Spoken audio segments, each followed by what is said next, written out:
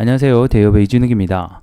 자, 우리 이구 산업이 장 막판에 주가의 상승이 일어났습니다.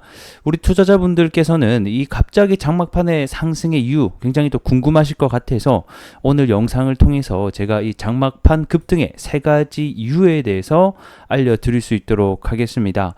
자, 오늘 영상에서는 이 구리 가격 상승의 이유와 그 다음에 또 중국에서 경기 부양책을 낼 것으로 보여지고 있는데 이와 관련된 내용들 오늘도 전반적으로 함께 다뤄볼 테니 영상 끝까지 집중하시면 투자에 많은 도움이 되실 것 같습니다.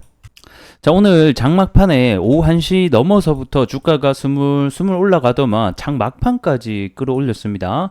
보통 이렇게 장막판까지 계속해서 끌어올릴 때는 뭔가 이슈가 있을 때, 호재거리가 나타났을 때의 어떤 주가의 흐름이 나타났다라고 볼 수 있는데요. 이러한 주가의 상승 원인으로 보게 되면 아무래도 첫 번째는 구리 선물 가격의 상승일 것 같습니다. 자, 24년도 5월 달에 구리 가격을 최고점이 찍고 나서 그 뒤로 쭉 조정을 받다가 다시 한 번 더 여름 기점으로 인해서 고개를 들어 나가는 모습이고, 오늘 다시 한 번 더 구리 가격이 좀 양봉을 일으키면서 이런 우리 이구 산업 또 구리랑 항상 연관되어 있는 종목이 좀 올라가게 되는 결정적인 계기가 되는 것 같습니다. 자, 그러면 이 구리 가격, 선물 가격이 도대체 왜 올라가고 있을까? 요것을 알 필요가 있을 것 같은데요.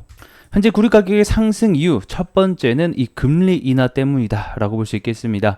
최근에 미국이 B컷 0.5bp를 인하를 시행을 했습니다. 이게 금리 인하가 되면 경기를 부양시키기 위해서 금리를 인하시키는 거기 때문에 경기가 자연스럽게 살아날 수 있는 기대 심리가 작동하게 되죠. 그러면 이렇게 금리가 인하가 되게 되면 뭐 건설이나 부동산이나 뭐 또는 이렇게 원자재에 사용되는 투자 수요가 개선될 수 있습니다. 그러면 자연스럽게 이 원자재의 가격 상승으로 일어날 수가 있다는 것이죠. 자, 여러분들 시장에서 지금 어떤 섹터가 주도를 하고 있습니까? 뭐 바이오 이런 회사들이 굉장히 요새 주목을 받고 있죠. 이 바이오도 대표적인 금리 인하의 한 수의 섹터 중에 하나입니다. 그런 이유가 이렇게 금리가 낮아지게 되면 여러분들 뭡니까? 투자를 많이 하게 됩니다. 그죠?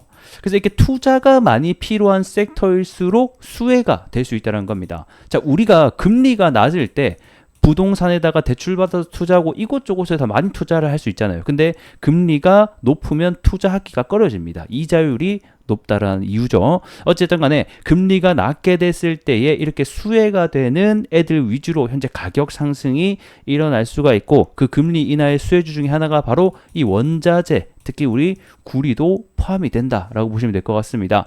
자, 그뿐만 아니라 이렇게 미국처럼 패권 국가가 금리를 낮추게 되면 자연스럽게 우리나라라던가 또는 중국 이런 나라들이 같이 금리 인하라던가 이런 경기에 대한 부양을 조금씩 시행 조치를 할 수가 있겠죠. 자, 그래서 이 중국의 지준율을 이제 인하할 것이다 라는 뉴스가 오늘 또 나왔더라고요. 이제 속보로 나오게 됐는데, 이 지준율이라고 하는 게 이제 지급 준비율이라고 해서 일반적으로 뭐 통화량 조절할 때나 또는 경기를 이 중국이 조절할 때 많이 쓰는 정책 중에 하나입니다.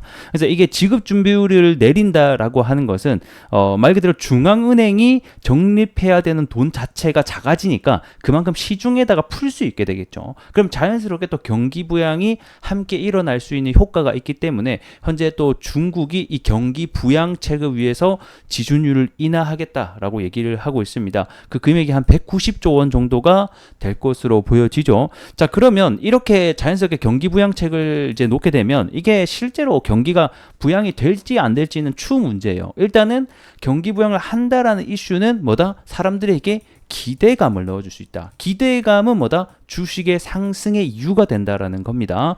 아직까지 이 중국이 사실 여러 경기 부양책을 썼지만 아직까지는 이 경기 부양이 제대로 되고 있지는 않죠. 그래서 이게 이번에도 뭐 될지 안 될지는 지켜봐야 되겠지만 어쨌든 이런 기대감으로 인해서 이런 원자재 가격, 특히 구리 가격이 또 상승을 보여주고 있다는 거고, 이 중국 역시 또 이 구리의 최대 소비 국가 중에 하나이기 때문에 이 중국의 역할이 또 굉장히 중요하다라고 보시면 될 것 같습니다.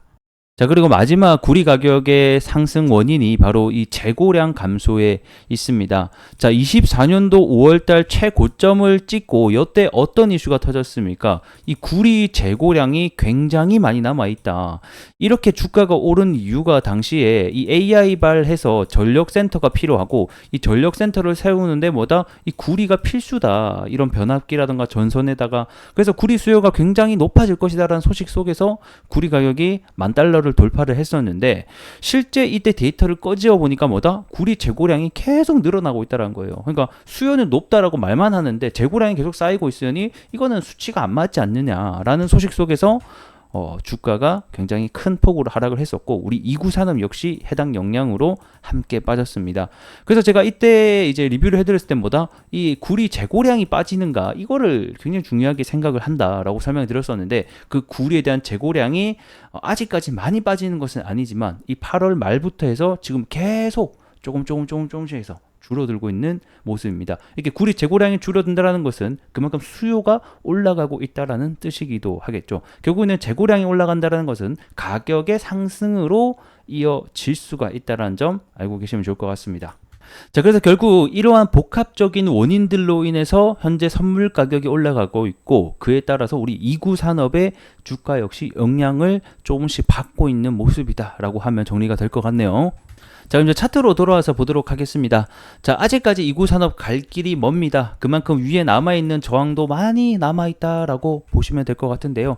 일단은 장기 이평선 121선과 241선 아래에 주가가 위치하고 있기 때문에 첫 번째 우리가 뚫어야 될 관건은 다시 한 번 더 이 장기 이평선 위로 주가가 안착을 해주는지 여부입니다. 자, 과거의 주가 상승을 봤을 때 이렇게 장기 이평선 아래로 주가가 떨어지게 되면 하락을 유지하다가 다시 한 번 더 큰 상승이 나오기 전에는 뭐다? 이런 식으로 장기 이평선 위로 주가가 안착을 해주고 상승이 나온다라는 거겠죠. 그렇게 놓고 봤을 때 이구산업은 현재 쌍바닥 형태를 찍으면서 다시 한 번 더 장기 이평선 위로 돌파하려고 하는 시도들이 보여진다라는 겁니다.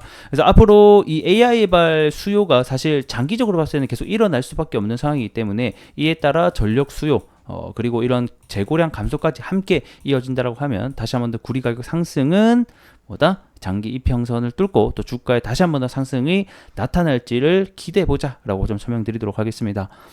자, 오늘 영상은 여기서 마무리해 보도록 하겠고요. 저는 또 다음 영상에서 여러분들이 투자하실 때 알고 있어야 되는 중요한 뉴스와 내용들, 정보들 알려드릴 수 있도록 하겠습니다. 자, 좋아요 한 번씩 부탁드리면서 다음 시간에 뵙도록 할게요. 고맙습니다.